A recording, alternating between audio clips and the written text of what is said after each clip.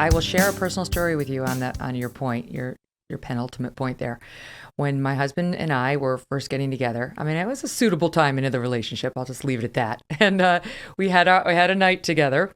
I was sitting there looking at him the next morning, and he looked so great with his hair all messed up and his white t-shirt and his jeans.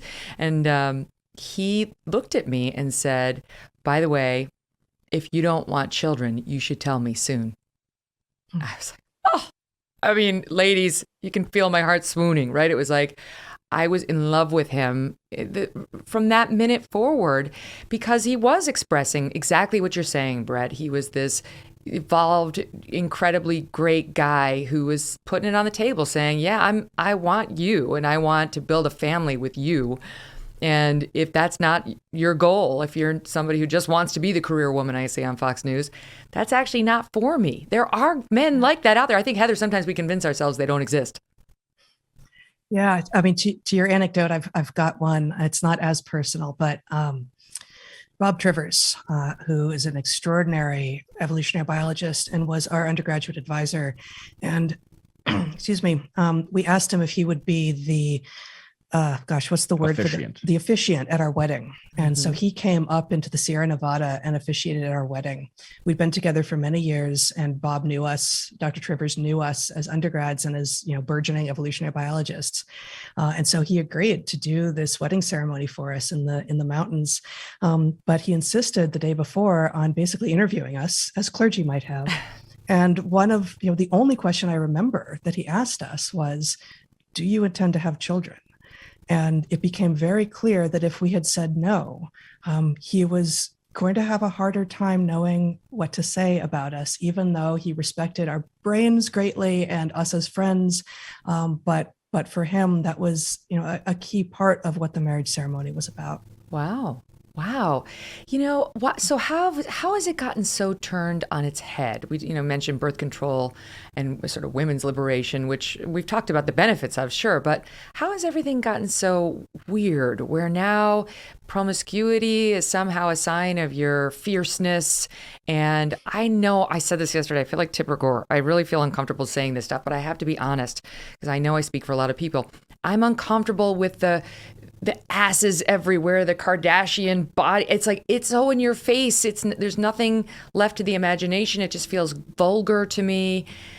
I don't know. I feel like our sexual relationships and our love relationships have gotten really confused. They absolutely have. And I think one of the things that we argue is that there's been a takeover of language, which is part of what's confusing people. So the idea that ass is everywhere, as you say, Megyn, is about some sort of sex positivity. Sorry, I actually think it's quite the opposite. That's sex negativity. That is treating sex like it's nothing. And, just as we all know that junk food is bad for us, junk sex is bad for us too. And you can be wildly enthusiastic about sex and know that it's amazing and know what enriching and passionate experience it brings, and still not want to engage, and rather explicitly not want to engage in cheap junk sex everywhere. Mm-hmm.